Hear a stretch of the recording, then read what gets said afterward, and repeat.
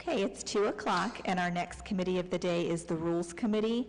Those committee members are Freeman, Fusco, Amobian, Connor, and Malik. We do have all committee members present except for Amobian at this time. Can we do a quick sound check before you start your committee, Mr. Chair? Can you hear us? Yes, I can hear you fine. Thank you. Okay, great. Just a reminder for everyone here in chambers, it's very important to speak directly into the microphone so that those joining via Zoom and watching on YouTube can hear us. Whenever you're ready, Mr. Chair, thank you.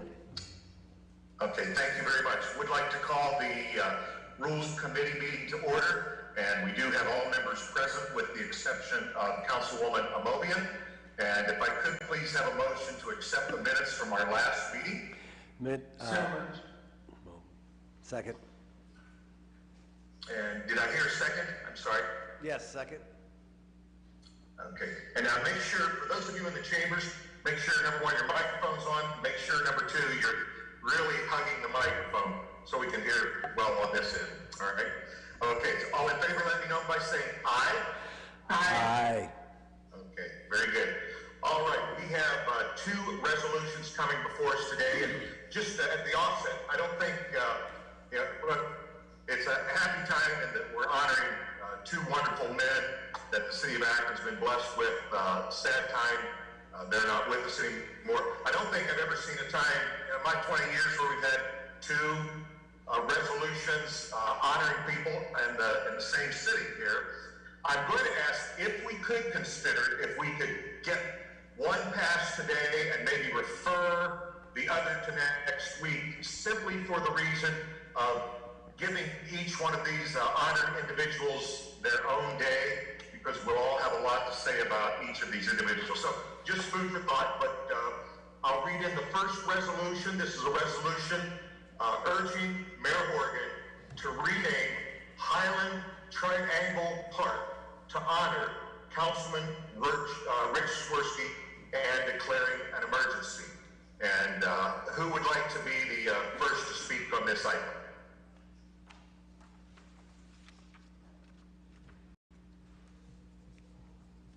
Yes, Ms. Holland, thank you. Thank you so much, Mr. Chair. It is my great honor to submit this for consideration to this committee today. This is a solemn occasion, and yet what this resolution urges the mayor to do is to commemorate a life of service in a joyful way, in a way that is well suited for the man which it would honor. Rich Swirsky was a faithful and enthusiastic servant, not just of the people of Ward 1, but of the planet. And everything that he did, he was first and foremost a great custodian of planet Earth and all of its creatures, the plants, the animals, the people. This is a fitting tribute to his life and his service. This is a tiny little sweet park located very close to where Rich and his family have lived for many, many years. This is a place of beauty, a place of peacefulness, a place that represents all the things that he loved and believed in, and offers for the people of the neighborhood and the people of Greater Ward 1 a place to go and hold him gently in their thoughts and in their memories. And for all of these reasons, I would ask for this committee and Greater Council's consideration and favorable ruling. Thank you. Thank you. I was just thinking as you were talking, it's so fitting that we're just a few days out from what was Earth Day, and I think that would have been very, very fitting for Rich. Yes, I think I see another hand. I don't know whose it is. Yes, Mr. Chair, Councilman Fusco has his hand raised. Okay, Councilman Fusco. Thank you, Chair Freeman, and appreciate the comments by Nancy Holland. Very, very appropriate. The family reached out to the city in this very well thought out plan that they've developed. They've been fundraising. They have been requesting and recruiting volunteers to assist and help. They've gone as far as to develop a sign that's going to be, that went before our Public Arts Commission. This has been very well thought out, and it's so appropriate to honor Rich in this way in terms of what he stood for.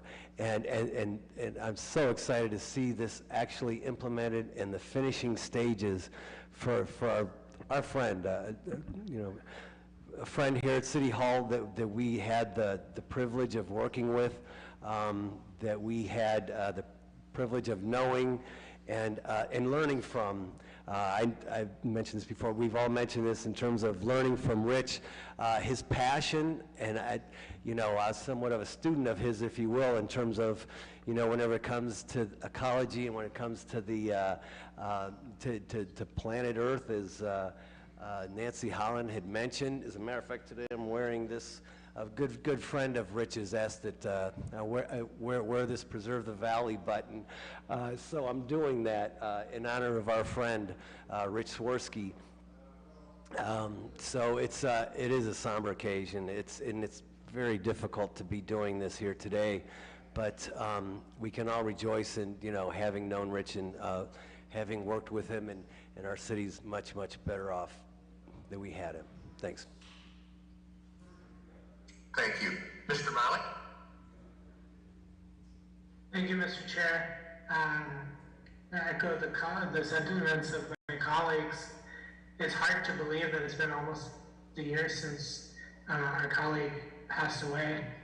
And I know there are many days when I think that we could use his help. We could use his insight, his knowledge, his passion.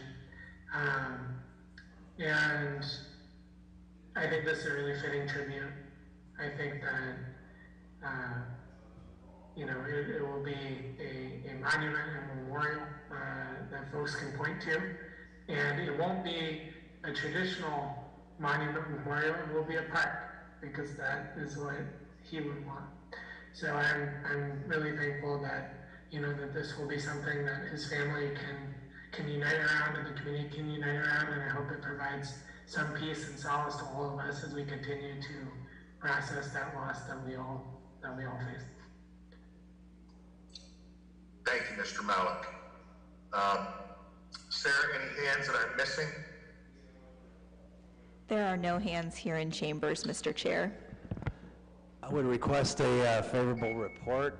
Short of anyone else, I do see there's someone else wishing to speak, so I'll hold that till afterward. Okay, so we're looking for, oh, yes, Mr. Mogan, I'm sorry. No problem, Mr. Chair. Thank you very much. I'm trying to get connected here. I'm not sure what's going on. But I certainly concur with all of my colleagues. It is hard to believe that Rick has been gone that long. In many ways it's short, in many ways it's a long time. And I certainly appreciate and really would hope that we would all support this memorial for him. Unfortunately, as I told Council President, that I have this work commitment out of town that I have to leave Friday, and I won't be there after all the planning that I was doing to be there. And I tried to get out of it, but I'm not able to. But I certainly will be with you in spirit, and I agree with recognizing Mr. Swirsky in this way. And I would wholeheartedly support it. Thank you. Thank you. All right. So was there a motion for suspension of the rules? Yeah, motion for suspension of the rules with a favorable report. Second. And have a motion and a second. All in favor, please let this be known by saying aye. Aye. Aye. All right. Opposed? Okay. Very good. All right. Sarah, I'm having trouble with my laptop here. Could you go ahead and read in the resolution for Judge Williams, please? Sure.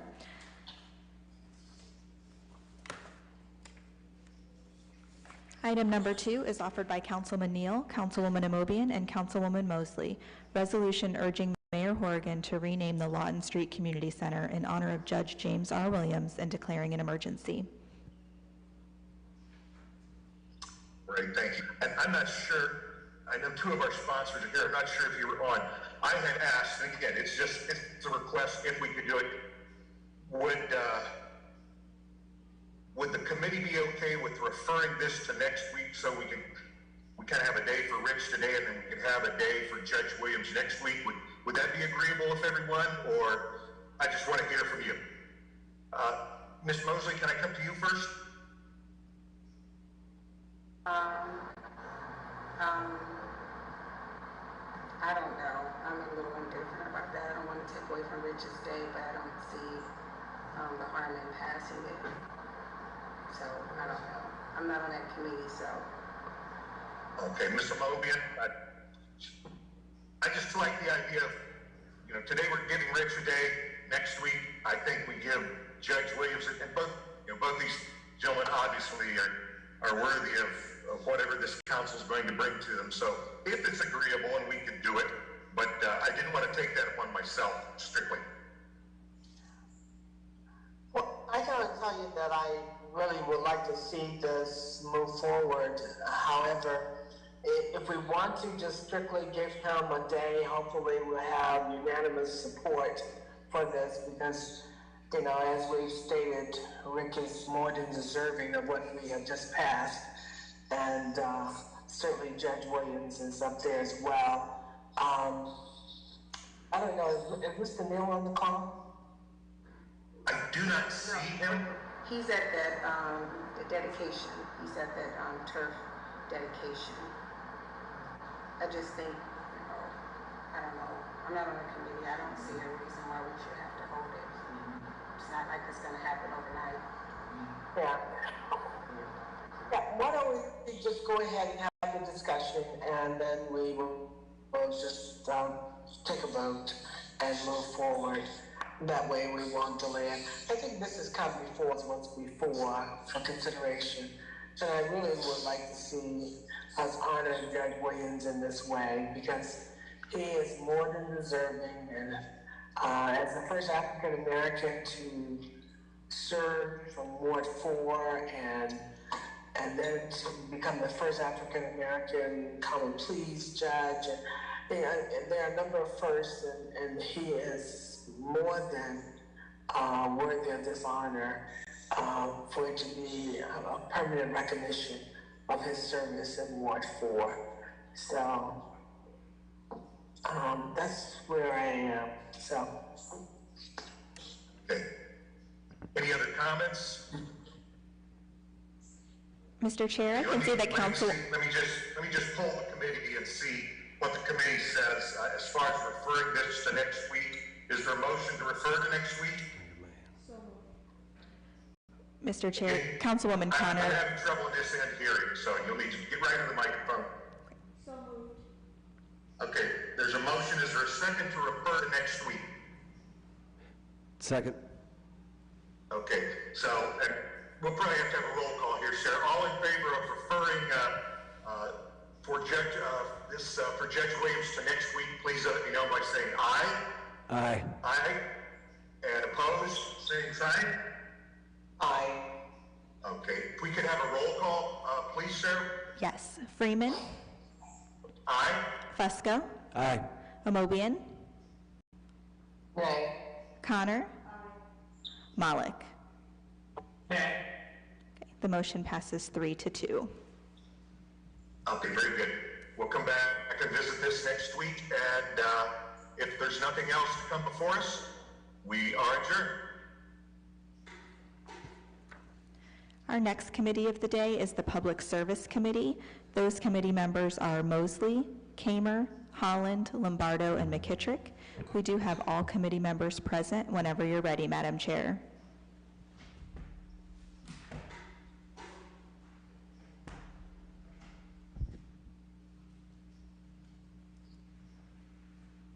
Madam Chair, you're muted.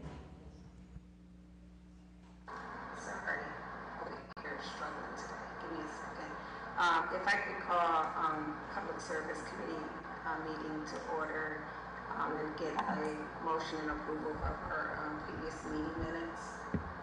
Motion to approve the minutes. Second. Can I get a second? Second. Second.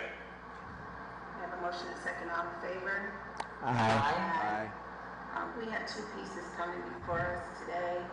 First one is an ordinance authorizing the mayor as a designee to apply for a water pollution control loan fund, WPCLF loan. Sign all documents for and enter into a WPCLF agreements with the Ohio EPA and OWDA for the construction of the Memorial Conveyance CSO RAC 26 project and declaring an emergency. Mr. Ludlow? Thank you, Madam Chairman, members of committee. Yes, this is the this loan application with WPCLF for the RAC 26 project, which is down on Hickory Street. This project was part of the aqueduct separation we did a few years back. So right now, this is about a $2.5 million project. It's row 8 of our consent decree.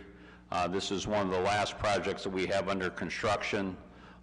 We will talk about the other two a little bit later, the other two projects, but currently we're looking at loan application in June. Right now, that's what the lineup, and currently the interest rates are about 1.4% interest over a 45-year loan. The next piece of legislation, I can explain the project of this RAC 26. So consent is fine, ma'am. Okay. Do I have any questions from committee members? Do I have any questions from any council members? Okay, can I get a motion for consent? Motion for consent. Second. I have a motion and a second. All in favor? Aye. The ayes have it.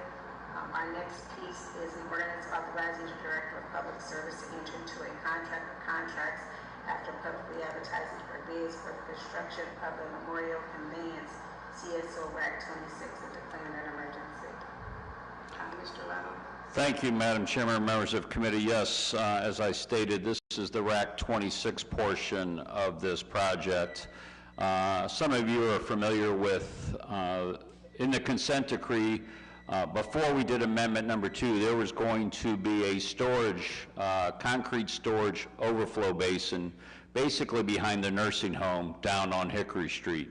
In our second amendment, we took to the EPA, and they agreed, and the federal court obviously agreed too, to eliminate that basically eliminate that 2.2 million gallon storage basin, and then the current project on Hickory Street, on Memorial Parkway is part of RAC 28, and behind the nursing home is part of RAC 26. So what this project will entail is we are going to lay a new storm sewer down Hickory Street, north from where the new allotment starts, down the temporary towpath trail, and then that stormwater will then discharge to the river.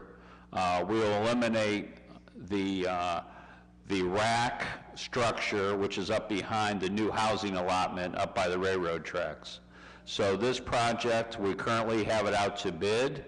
It will bid, the bid opening will be later this week. The construction will start this summer. We don't feel like this project will impact the marathon.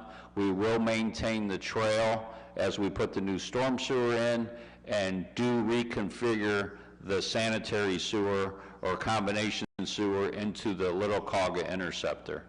So with that, I will take any questions. Okay, any questions from committee members? Councilman Malley. Thank you. Mr. Little, thank you for the information. Two questions, maybe one question, we'll see how it comes out. How does this relate to the ongoing work that's going on Memorial Parkway? And is the project that we're looking at moving forward with, is that going to further impact traffic flow on Memorial Parkway? That's an excellent question. Well, Memorial Park, this storage basin was going to capture the overflow from both racks. The current project in Memorial Parkway is part of rack 28, and that rack is in the middle of the intersection of Hickory and Memorial Parkway. By what they're doing now, they're removing that rack and they're conveying that flow to the pipe they put through the dog park last year. So they did that work previously, and then we knew that this project on Memorial Parkway would be pushed to this year. Now, the other rack that's up behind the new housing allotment is rack 26, and that's what this current legislation is for. So we're going to take that flow, and then we're going to convey it with a larger pipe to the LCI. So basically, this is a it's a green project where we took out a lot of stormwater on aqueduct, and we're increasing the size of this sewer to convey that flow or hold it back so we don't have to build a storage basin. Now, I might as well give you the update. We were going to have Memorial Parkway opened this Friday, the 29th, and the construction of that project has been delayed not only due to weather, but the construction difficulties they've had of being 28 feet deep in the middle of that intersection. So there was a lot more rebar, a lot more concrete than they thought. So the pipe work, we're hoping will be done this Friday, but then to rebuild that road, it's probably going to take at least 2 weeks to 3 weeks before we can get that road fully open. Now, this project we're currently talking about will not impact Memorial Parkway at all, but will impact part of Hickory Street. There's about 400 feet of storm sewer that has to be installed, but they will maintain traffic to the nursing home, and they will maintain traffic to the new housing allotment without closing the road. Thank you very much, Mr. Little. I, as always, appreciate the thorough information. You will see when you get back down to your office that while you were speaking, you and I both received an email from a resident asking for an update on Memorial Parkway. So that was a very timely update, and I will reply to the resident's email. Thank you. And just another update, our social media staff will be putting something out shortly to update all the residents.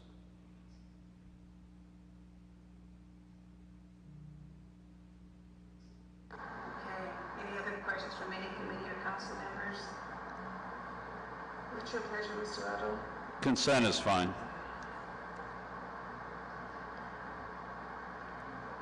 Consent agenda is fine, ma'am. Consent? Yes. Okay.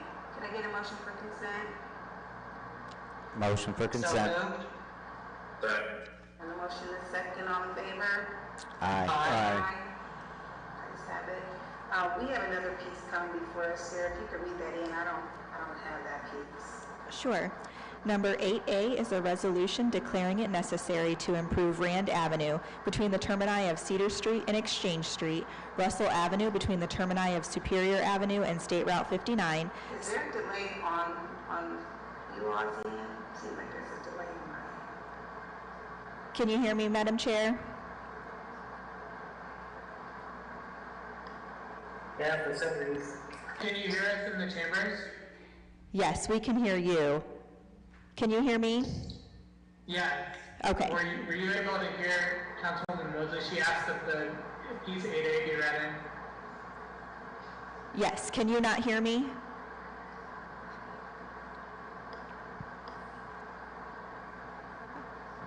Okay, I'm going to try this again. Can you give me a thumbs up if you can hear me? This is a resolution declaring it necessary.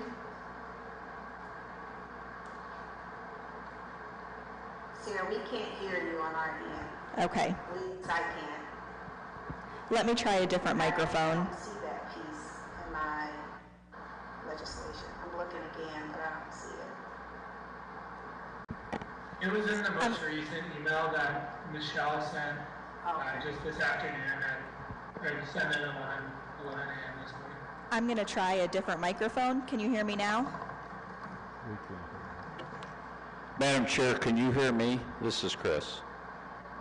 Okay, I have it. I'll read it in. Resolution declaring it necessary to approve Rand Avenue between the termini of Cedar Street and Exchange Street, Russell Avenue between the termini of Superior Avenue, State Route 59, South Street between the termini of Manchester Road, Bowery Street, 22nd Southwest between the termini of Battles Avenue and Harpster Avenue, and 27th Street Southwest between the termini at Marmex Avenue and 180 linear feet north of Marmex Avenue by the repair of concrete pavement and declaring an emergency. Mr. Leto? Thank you, Madam Chair, members of committee. This is the resolution of necessity. These are concrete streets that we are going to basically do. We can't hear you. We can't Okay. hear you. Okay. It's on. I'm going to mute everyone on the Zoom meeting because we're getting a lot of feedback from this TV. I think that might be part of the problem. So I'm going to... Yeah, now we can hear you much better. Okay. Okay, can you hear me now? Okay, this is the resolution of necessity to improve these concrete streets. This is the assessment portion of this legislation. Once we go through the process of the assessments, we will bring this back to you, and we will, it'll be the notice to proceed with the improvements. This is our annual concrete street improvement program. This year, we're going to do basically a slab repair. This isn't a full improvement. This isn't a total replacement of these streets. These are the worst of the worst, so it'll be a patch and match where we do a lot of removal of slabs or a few slabs and replacement of this concrete street program. And consent is fine, ma'am. Okay, got it. Any questions from committee members? Any questions from council members? Seeing none, can I get a motion for consent? So moved. Second. Got a motion and a second, all in favor? Aye. Aye. Aye. Aye. Okay, ayes have it. We have nothing else coming before us, so we're adjourned. Our next committee today is the Public Safety Committee. Those committee members are Kamer, Mosley, Lombardo, Malik, and McKittrick. We do have all committee members present whenever you're ready, Mr. Chair. Thank you, Sarah. Yes, I'd like to call the public safety meeting to order, please. All members are present. We do need to approve minutes. Can I get approval of those, please? So moved. Second? Second. Thank you. All in favor? Aye. Aye. Anybody opposed?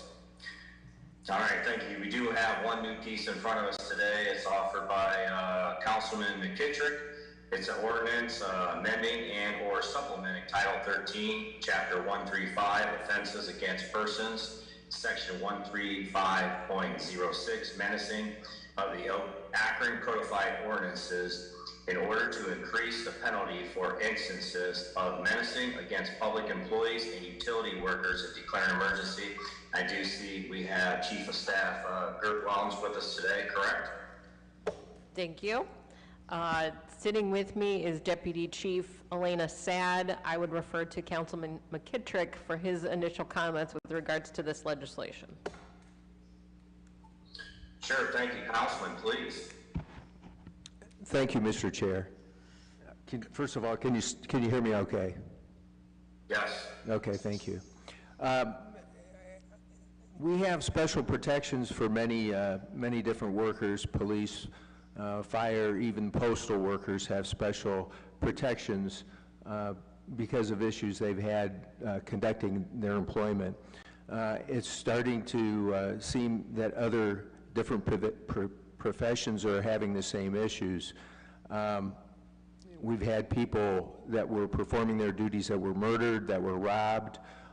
Many times they're by themselves, and it creates a dangerous situation for them.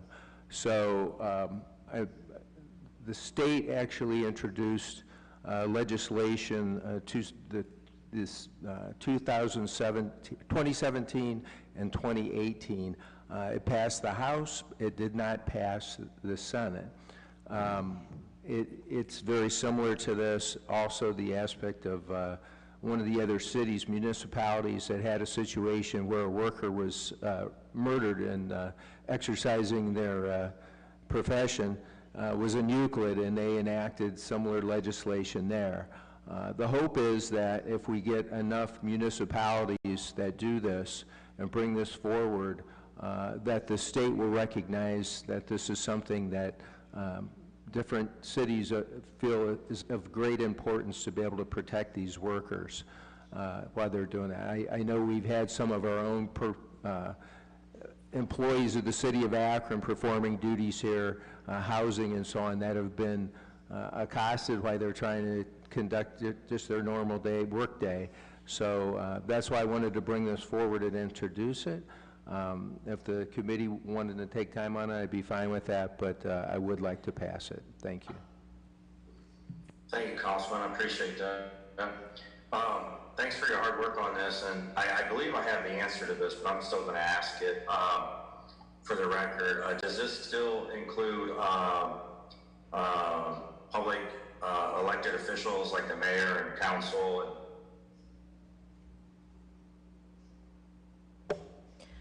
I'll read to you the definition, Councilman Kamer, of public employee. Public employee means any person holding a position by appointment or employment in the service of a public employer.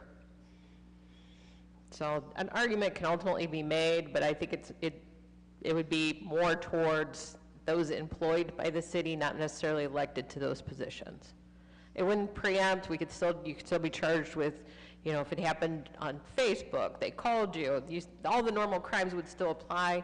It just would not rise to the level of a misdemeanor of the 4th degree if it was straight menacing. If somebody threatened you, regardless of you holding elected position, it would still be a crime. It would just be charged as a misdemeanor of the 4th degree. If, you know, it was a utility worker, a sanitation worker, that person, because if they're doing their job on behalf of the city of Akron, it could be rise to the level of a misdemeanor of the 1st degree. Okay, thank you. Yeah, it's that balance of the public employee part with the elected position, so I wanted to ask that anyways. Thank you. Let's see if we have any other questions or comments from anybody on the committee.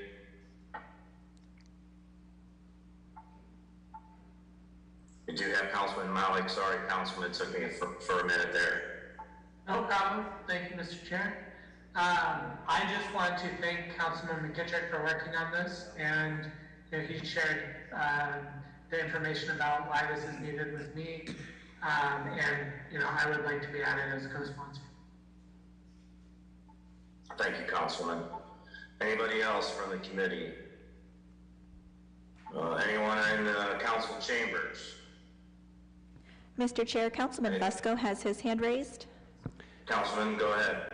Yes, thank you. I would like to rise in favor of this particular proposal, as you know, we've heard stories over the years in terms of situations that have occurred with regards to employees and et cetera. So absolutely, I think this law's time has come. So speak in favor. Thank you, Councilman. I do see Councilwoman Holland, please. Thank you so much, Mr. Chair. I regret that I could not hear the comments just now, but I would like to express my support of this as well, and would ask if it's not already been suggested that we sponsor this as Council of the Whole, that I would ask that my name be added as well as a co-sponsor. Outstanding work, Councilman McKittrick. Thank you, Councilwoman. And I agree with my colleagues that added their names. I would like my name added too, but I believe, I think council will pass this as a whole, I hope. So, anyone else? I don't see anyone else. Council chambers, anyone? All right, Councilman, what are your pleasures? I would like to pass it tonight unless the committee has other feelings. So suspension of the rules would be great. Sure.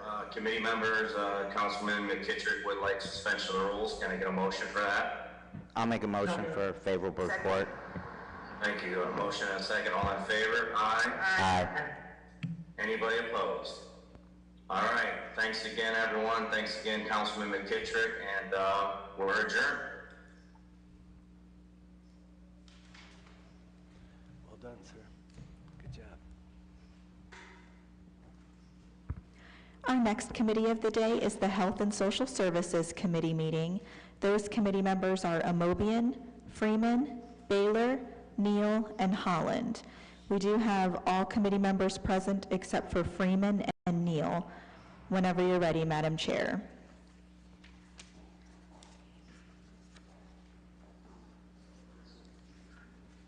I'm present. You said Mr. Freeman is not available? I thought he was here. He was, but he left the Zoom meeting. Oh, okay. Anyway, thank you very much for those that are present. We have, this is an information-only meeting for the most part. Because this is National Minority Health Month, we have decided to invite a number of our providers to come and give us an update on the state of the health of minorities in Summit County. So, I don't know, are they all on? I know we have 4 individuals joining us today. Amy Wade, Shalita Smith, Amy Woodland, and Nick. Nick, I don't want to butcher your last name. If you would pronounce it for me, please. Beckel? If you can pull that microphone closer to your mouth. Beckel? Beckel? Beckel, like it rhymes with freckle. Beckel, okay. Thank you very much. I would be there with you if I did not have the flu.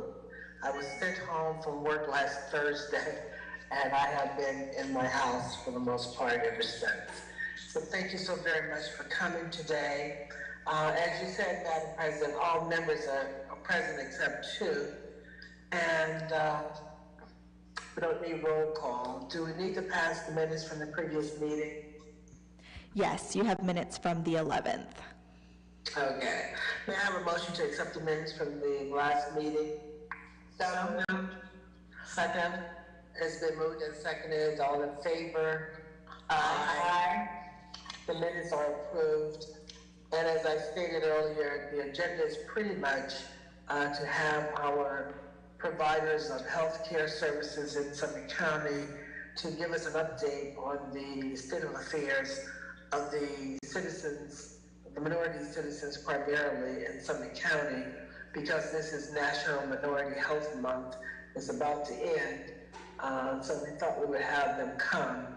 And thank you so much for coming. I know Amy Wade is there. Shalita, is she present in the chambers or is she on Zoom? I'm on Zoom. Okay. Thank you so very much for being with us, Shalita. And the other Amy Woodland, is she present with you, Amy, or is she at the office? She's out ill today. Oh, she is? Okay. Okay. So I'm going to turn it over to you, Amy, and I think everybody knows that you are the Executive Director of the ADDA Board, the Alcohol, Drug Addiction, Mental Health Services Board, which oversees most of the providers in mental health and a lot of social service organizations. And we're very glad to have you. So I'll turn it over to you to kick it off. Thank you. Again, I'm Amy Wade, Executive Director of the ADM Board, and I appreciate you all inviting us in for Minority Health Month, as it is my contention that behavioral health care is health care. So when we're talking about the physical health care, we need to be talking about the head as well that's attached to the body. I've brought with me today Nicholas Beckel, who is our Research and Quality Improvement Coordinator. We did have some one-pagers that I will make sure are sent out to you, as he'll be referencing some data from these one-pagers that I think you will find pretty remarkable as he speaks to them and once you get an opportunity to see this data. But what I can tell you is our community is in a state of crisis right now. Whether it be from, the racism that we've seen in this community, whether it be the grief that we've seen behind COVID and some of the other things that's happened in our society, We have not seen decreases, but yet increases in terms of what we call our deaths of despair. So I know I was specifically called to talk about overdoses, but I think I would be remiss not to also talk about suicides, because they are the barometer that we use to monitor how Summit County is faring in these times that we are dealing with. So I am going to turn it over to Nick Veckel to talk a little bit about the data as he monitors the data in the Forensic Advantage database that we share with Summit County Public Health and the Medical Examiner's Office. Thank you, Amy. So I'm going to try and walk you through some of the charts that I have in front of me that you'll get. And so if you need me to slow down or repeat anything, please let me know. So the first thing that I wanted to kind of go over were rates. So rates are really good because it allows you to compare populations of different sizes. And so for African American overdose death rates, they were declining since 2016, and to put that in context, everybody remembers that 2016 was when things in Summit County got really bad. We had 341 deaths. Okay. Sorry, I'm getting some requests if you could speak up a little bit. Okay, I'm sorry. Thank you. So I'll kind of repeat myself. In 2016, we had 341 deaths in the county. It's our worst year on record. And the rate of death for African Americans was 46.4, and it began to decline every year up to 2019. From 2019 to 2020, the rate went from 29.6 to 53.2. Now, looking at the demographics of African Americans, where did we see that increase? We saw that increase primarily in African American males. The rate for African American males jumped from 39 to 87.4. Going into 2021, the rate continued to increase for the entire group. It went up to 58.8, and the rate for African American males continued to increase to 94.7. Now, when you get these sheets, I have the African American overdose rates next to the Caucasian overdose rates for the same time periods. And I do this intentionally because I want you to be able to see how things were in 2016 when things were very bad, where the overdose rate for the entire group of Caucasians was 69, but the rate for Caucasian males was 94. So essentially what this means is in 2021, the effect on the African American community was greater than it was in 2016 on the Caucasian community. And a little struggling here. So essentially the impact on the community was greater than what we saw in 2016, which was our worst year on record. So we're seeing an increase in African American deaths due to overdose, particularly in the African American male community. The other thing below this on this sheet is kind of just the number of deaths per month. And I wanted to include this because you can kind of see the numbers begin to increase throughout 2019 going into 2020 and then and then going into 2021, and there's a few months here on 2022. It's not a problem that appears to be going away at all. January was the worst month we've ever had for African American deaths. We had 9. It was also one of the worst months we had in total. We had 32 deaths throughout the county, which is a number we haven't seen since 2018. I'm sorry, since 2017.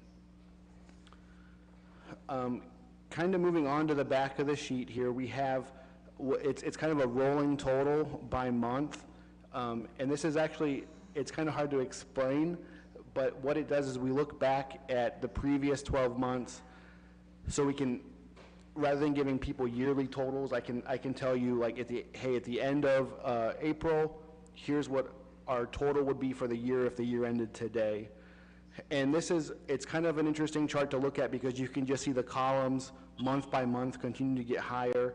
And and going back here, if like, at the end of April, we're on track to have 55 deaths for African Americans due to overdose, which would be worse than what we saw last year, which would be worse than what we saw the previous year. So the trend that we're seeing is continuing to increase. Below this, there's also some different demographic charts. There's a chart for age group, a chart for gender. It's 71% male, which would be, it's what we'd expect to see when I talked about the rates and how high the rate was for African American males. There's also, should I keep going? Okay. There's also a Venn diagram about substances, because there's a lot of talk, about opiates in the community and what are we seeing as far as substances when it comes to African Americans. And what we're seeing is really, there's a lot of combinations. There's kind of a group that are,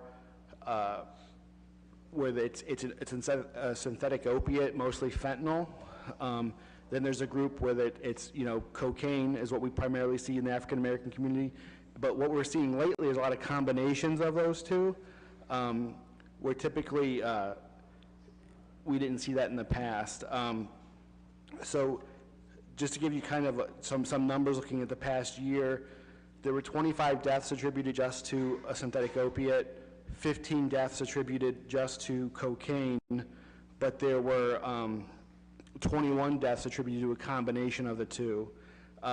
Methamphetamine's also in there. We don't primarily see that as much in the African American community. Typically, fentanyl is involved in pretty much all, it's like 80-something% of the deaths, probably 88 the last time I looked at it. And what we see in the difference between demographic groups is essentially what is fentanyl mixed with. Typically in the Caucasian group, it'd be a lot of methamphetamine, where in the African American community, we're seeing it mixed with cocaine. So that's what I brought for the overdose deaths. We also brought a one-pager to kind of discuss suicide deaths, if you'd like me to continue with that.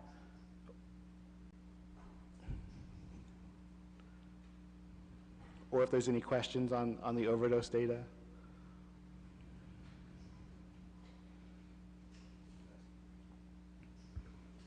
Madam Chair, you're muted.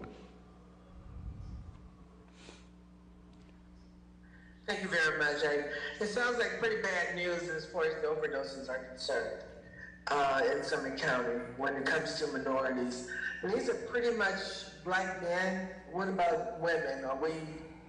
This is the black community in general, or mostly males? It's mostly males, but we are seeing an increase in African American females, so they're trending up as well. The rate for 2021, it's not the highest we've ever seen, but it's definitely moving up over the past few years. And then to give you some context with that, sorry to interrupt you, I know we have 3 primarily African American treatment providers: Minority Behavioral Health, UMADAM, and Urban Onset Prevention. Am I missing anybody in particular, Amy, as far as you could? These are primarily servicing African American communities. No, you would be. Is that fairly correct? Yes, you would be correct. Excuse me? Yes, you would be correct. Okay. Are we seeing more people in treatment when we look at those providers, particularly UMADAM?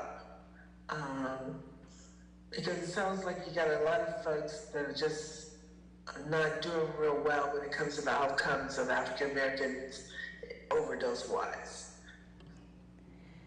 Well, I can tell you from the ADM board perspective, we're really focusing on population health type strategies. I know UMADAP has had a lot of struggles over the pandemic and to be a small organization, they've lost a significant number of their treatment staff.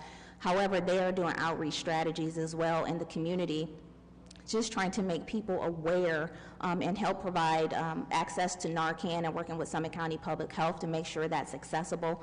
So we're all working collaboratively to try to get messages out into the community so people know where to go for help. But I can tell you in general, for our community in the public system, we have not seen a resurgence of people coming into services as we would like to see, given what we're seeing in this data. So there are some significant strategies and outreach in the community that we're working on with community partners as well, because I just do not know where people are right now, but we know they're struggling. Okay. Are there other questions from other members of the committee or council members? Do you see the hands, Sarah? Because I can't see hands. Sure, I can see that Councilman Malik has his hand raised. Please, whoever has the hand raised, please. Thank you very much, Madam Chair, and thank you to all of the experts who have joined us here today, and thank you for your work. The statistics that you shared, Mr. Beckel, are sobering, particularly the impact on the African American community. Can you and anyone else who would like to answer kind of talk about some of the strategies that you are undertaking to respond to this upswing in overdoses, particularly among African American males? This is Amy Wade. Yes, I can respond to some of that. We are working specifically with Summit County Public Health to try to bring our thresholds in alignment of when there are alerts to the community, and we alert our respective partners and our treatment providers, and setting some categories to that. So we're getting out into the community and touching the right people to know if there's something significant on the street or something going on in our county, that we're alerting the right people, making sure that fentanyl test strips are available in the community. People know how to get access to Narcan, and they're in various locations, not just centralized locations or standard locations that public health has. We've also been working with our faith community and Change Direction and having conversations just about wellness in general. As I referenced, these are deaths of despair and people trying to find hope in things that are detrimental to their health. So next month, our Change Direction Faith Committee is hosting a question, persuade, and refer training, a free virtual training for our faith community, so people understand the risk factors and what it looks like when someone is in distress and how to get them to help. We're also sponsoring mental health first aid trainings in the community as well, again, to recognize those signs and symptoms. And finally, another initiative I will put forth is the grief recovery method. Again, if we're working to build the souls and hearts of our community to help people heal, they're more likely to reach out and seek services, or reach out and seek help, or people to recognize it in those around them that they love and to help them get support. So those are just a few initiatives that we're supporting from the ADM level. Thank you so much for that response, and I definitely hope that one thing we can all work on is trying to reduce the stigma that comes with mental health. And to your point about deaths of despair, you know, there are lots of folks who are struggling, and we want folks to know that, you know, treatment and therapy and other things are things we should all, you know, consider for our own mental health. Are there more hands? Are there more hands, Sarah, that you see? I can't see it. I don't see any hands at this time, Madam Chair. I couldn't hear you. I don't see any hands at this time. Okay, let us move forward with the suicide stats. Mr. Beckel. All right, thank you. So the suicide statistics for African Americans are kind of, there's not a clear trend like we saw with overdose deaths. They are increasing.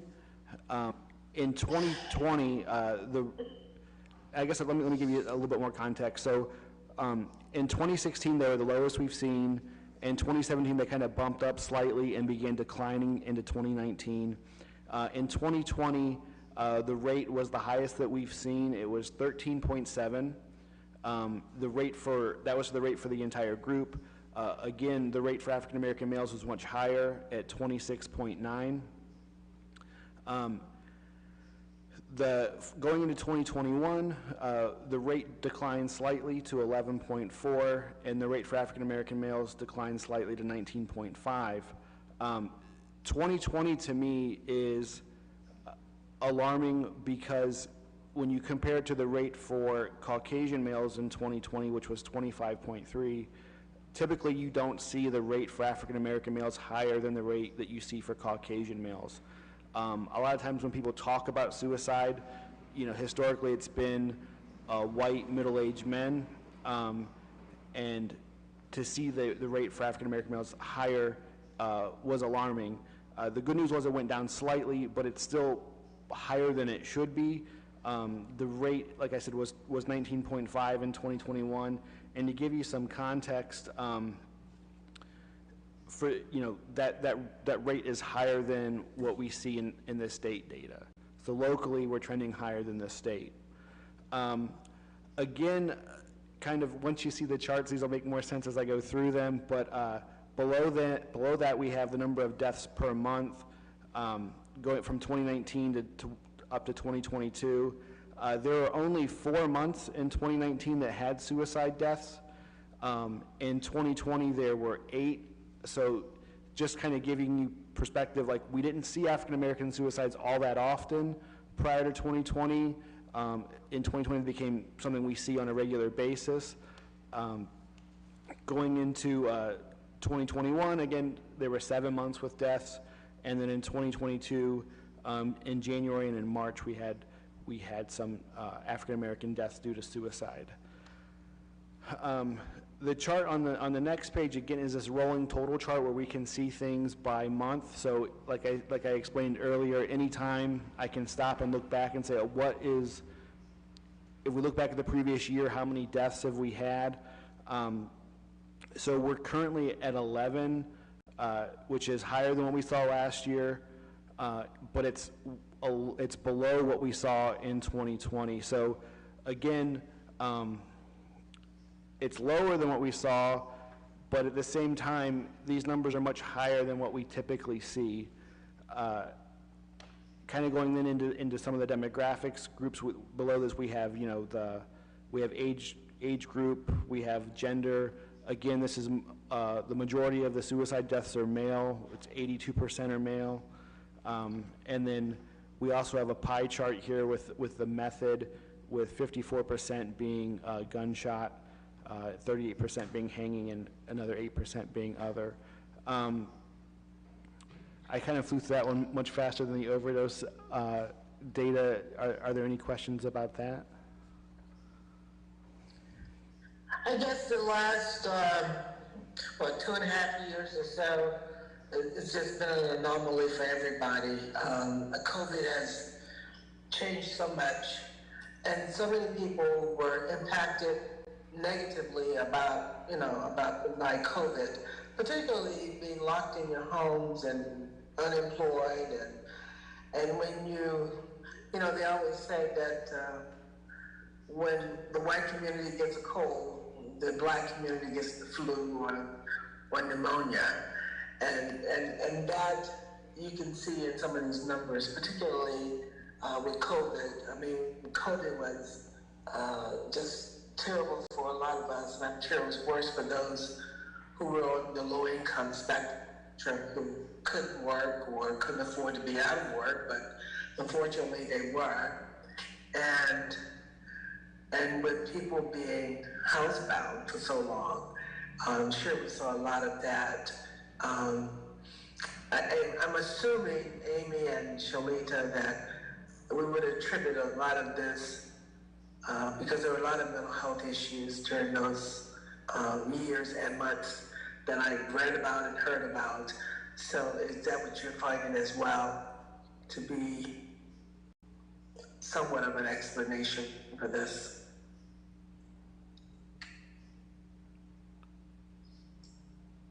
I would say that I think that's definitely a contributing factor. I don't know if we have 100% enough information to say definitively that's what it is, obviously, but I think that varying things, people not being able to see providers, people not being able to get care during the last 2 years because of the emergency and the pandemic has definitely increased some of the things that we're talking about. So I definitely think it is a contributing factor, but I don't know if it's definitively that. And again, with people that are already hurting so badly, it only adds to the stress when you have that on top of it. So you're saying in 2019, for 4 months, you saw this increase. And then in 2020, for about 8 months, we saw an increase. And in 2021, about 7 months. No, I'm sorry. I should have been more clear. The point I was trying to make was there were only 4 months in 2019 where there was a death by suicide for African Americans, and then going into 2020, that increased to 8 months had a death, and then in 2021, 7 months had a death. So the point I was trying to make was suicide deaths for African Americans were fairly infrequent prior to 2020, and now we're seeing, almost one a month, sometimes two, which is much more than we saw in the past. Yeah. And these are mostly black males that we're talking about? Yeah, it's mostly black males. Like I said earlier, the rate for males was 26.9 in 2020, 19.5 in 2021. The rate for females in 2020, I actually can't even read it to you because it's so low, it's not on my chart. It increased to 4.3 in 2021, which is, it was 4.4 in 2016, so that's about the highest we've ever seen it.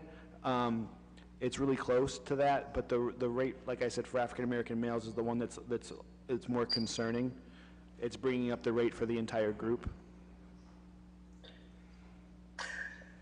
When we hear these kinds of numbers, I guess my question is, what do we do as a city? I mean, there's so many things that we need to do, I know, but we need to really start thinking about what do we do as a city to help our system shore up and help.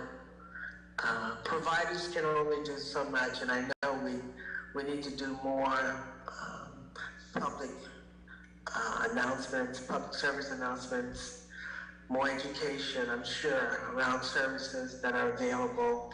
Because one thing about, unfortunately, with these numbers, Summit County probably has one of the strongest network of services and providers that work collaboratively than anywhere in the state, probably. And to hear these kinds of numbers is really alarming. So, I don't know if we have any thoughts around some of the things that the city can do to be more helpful to the system.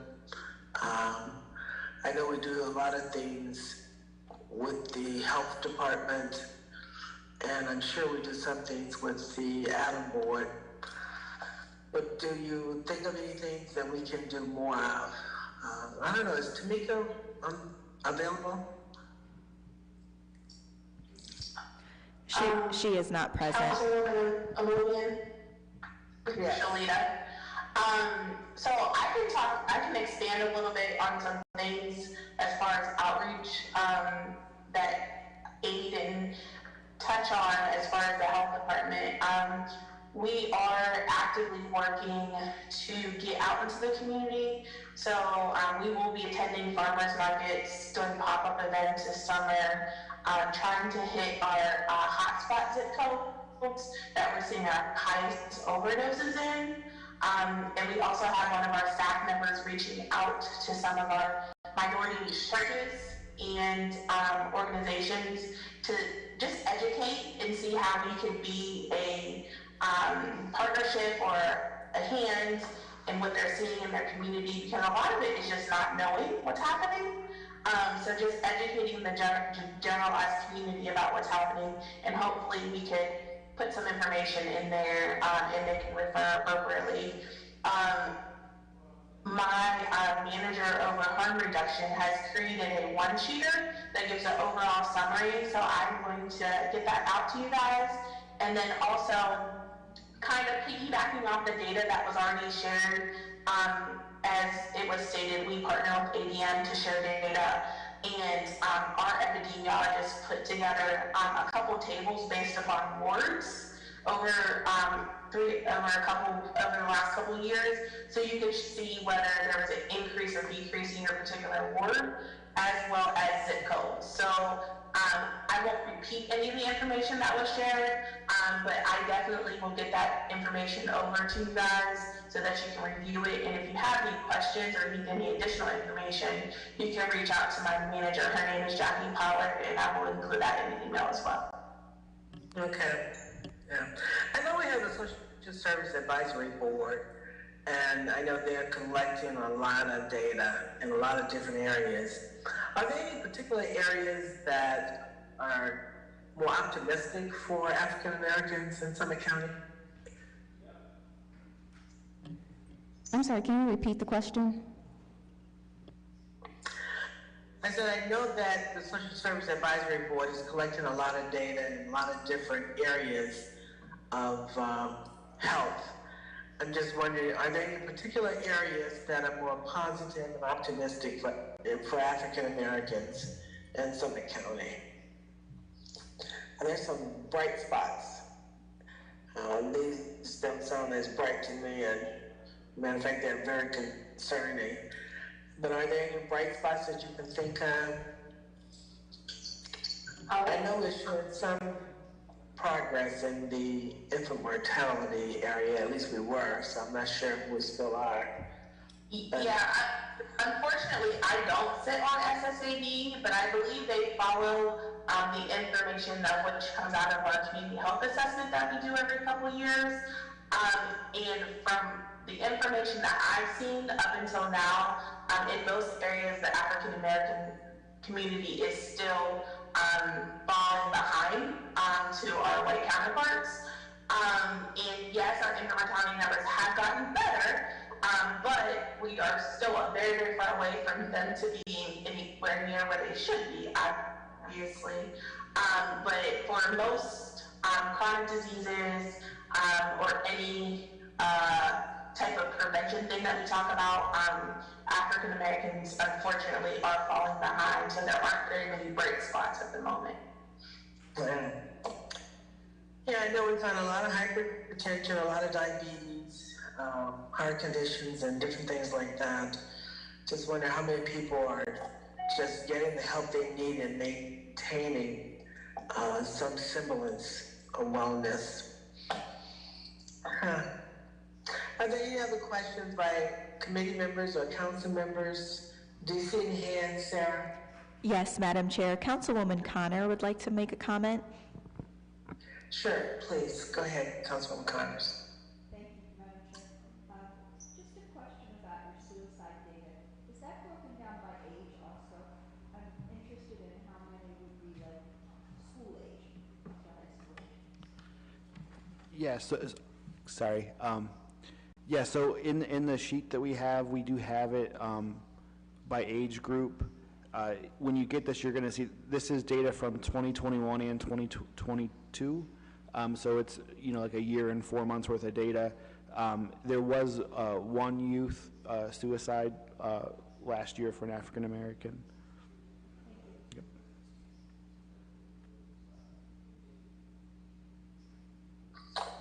Are there any other questions? See the hands raised, Sarah? I do not. Okay. Well, thank you very much for you guys coming. It's helpful to hear all of what is going on. I know we're all disappointed. I don't think anybody will find any pleasure in citing these numbers, but it sounds like we do have some plans and some strategies going forward to provide more education and more awareness of resources. Because as I stated, Summit County is one of the few counties with a lot of resources, a lot of providers, and particularly providers who work well together. And if we're seeing these kinds of numbers in our county, I just can't imagine what other people are seeing. So again, thank you for the work, and thank you for coming, Amy, Nick, and Shalita. I appreciate you being with us, and hopefully we'll have you back soon, and we don't have to wait for the Minority Health Month. So maybe again later this summer. I know we're out in August, but maybe around sometime in July, just to give us an update on what is happening in terms of getting out the outreach efforts, because they should be in full swing by that time, I would imagine. Does that sound like a plan? It does. Thank you very much. And thank you. Thank you. Without any further business, I'd like to adjourn this meeting. Thank you very much for coming. Our final committee of the day is the Public Utilities and Green Committee. Those committee members are Freeman, McKittrick, Connor, Mosley, and Holland. We do have all committee members present whenever you're ready, Mr. Chair. Thank you. We'll go ahead and call the Public Utilities and Green Committee meeting to order. We do have all members present for the record, and if I could have a motion to accept the minutes from the last meeting, please. So moved. Second. Have a motion and a second. All in favor, let it be known by saying aye. Aye. Opposed, like sign. Okay, very good. We have one resolution coming before us today, and this is a resolution expressing support for the mission of Akron Waterways Renewed to invest in Akron's environmental future by building infrastructure for the next century that will protect public health and maintain water of the highest quality in the most cost-effective manner while providing local jobs for the citizens of Akron, expressing support for the proposed Third Amendment to the 2014 consent decree with the City of Akron and declaring an emergency. And I'm remote here, so I cannot see who we have speaking for us in chambers, but I will ask you if you could just hug that microphone as much as you can, so those of us that are remotely plugged in here can hear you. Who'll be first, please? Councilman Freeman, it's Gert Wilms with the Mayor's Office, Chris Lettle, the Service Director, and Pat Selman. I know I am so far out of my league and will definitely refer to these two gentlemen, but I would first like to thank them, their staff, all the individuals that have helped us get this far where we can actually ask in good faith for this Third Amendment, an opportunity to do the right thing by the environment, but an equitable thing to do on behalf of our citizens. So I just would like to again thank everybody who's had a part in this process up to this point to allow us to make this Third Amendment to the court, to both EPAs. I will refer to Mr. Lettle and Mr. Selman at this point. Okay, and Ms. Wilms, thank you. I was able to hear you very well, so whatever you were doing, you can, the gentleman to your left, you can encourage them to straight into the mics. Thank you. Mr. Lettle? Thank you, Mr. Chairman and members of committee. Yes, we are looking for your support, just as this council did in the first two amendments. We have gone through extensive engineering and modeling, and the credit goes to Pat and his team. We've been very successful with the first two amendments. The project's been very successful. All of them are operating fantastic. As Pat would say, we have a very smart sewer system. The people at the plant, the way they operate the plant, we're in our testing phase of the BioSep, which will start May 1st. We did start in our season this year with the, we are doing the, we started just last week with a disinfection. We did start that a little bit early, but this Third Amendment, Pat gave you an update a few weeks ago or last week on going to the right size tunnel. So just like we did in the first two amendments, We went and remodeled, we eliminated some storage basins, which eliminated long-term liability, long-term maintenance with the same environmental benefit. This project, we have full support of the Ohio EPA of this amendment. Can we say it's the same environmental benefit, smaller tunnel, but we can say it's the right size tunnel because it achieves zero overflows beyond the typical year. That is the bottom line, beyond the typical year, and that's what we signed. Our consent decree is to achieve zero overflows in the typical year, and this project does that. So I will take any questions. I will let Pat can get more into the engineering portion of it if you have any questions that you would like to direct to him, sir. Okay, very good. We did have, and by the way, thank you for the presentation we had from Mr. Selman last week. That was encouraging, and glad to see this resolution coming through this week. So I'm looking for any questions or comments. I do not see anything on my screen. Sarah, can you help me here, please? Yes, I can see that Councilman McKittrick and Councilman Fusco have their hands raised.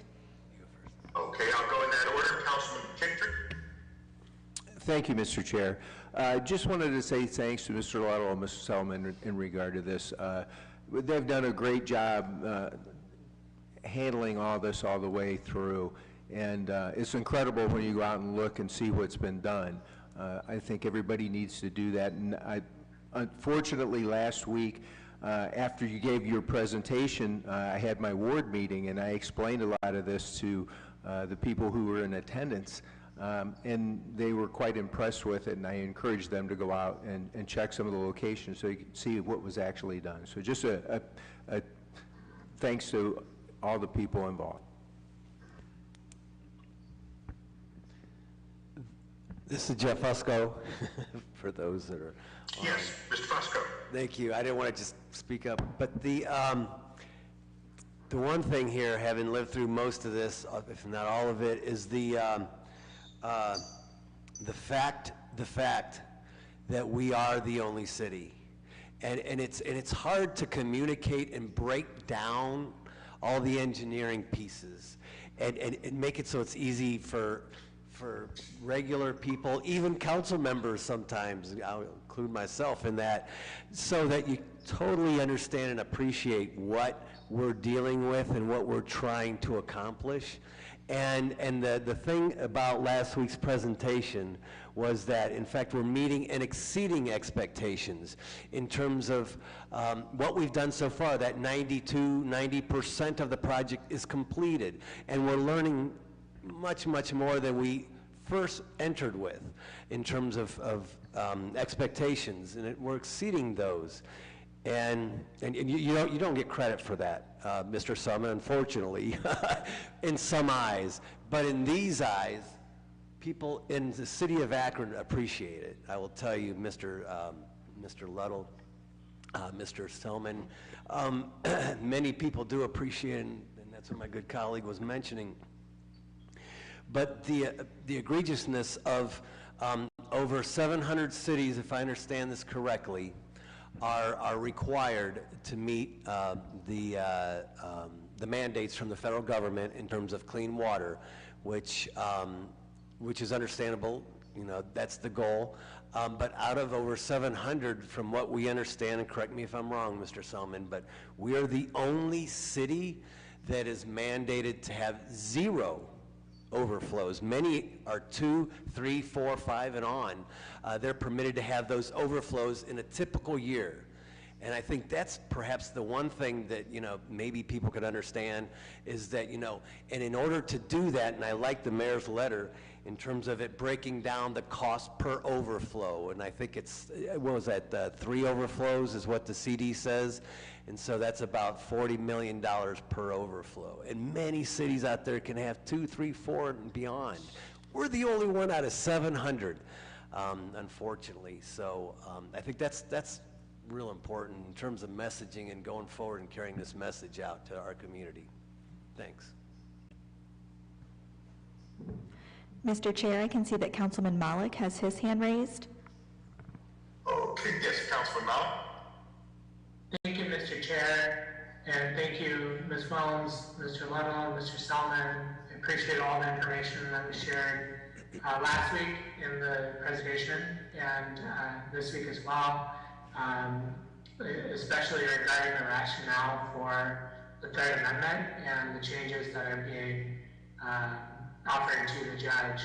I guess my question is, I appreciate the focus in some of the communications around the burden that this is having on our ratepayers, right? Especially when you look at folks who are in poverty, when they're paying close to 10% of their monthly income towards water and sewer.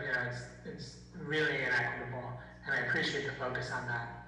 I guess my question is, if these changes are made, what is the objective? Is the objective to try to lower rates? Is it to try to hold rates steady for a particular number of years? And what are we shooting towards when we talk about this $140 million in savings?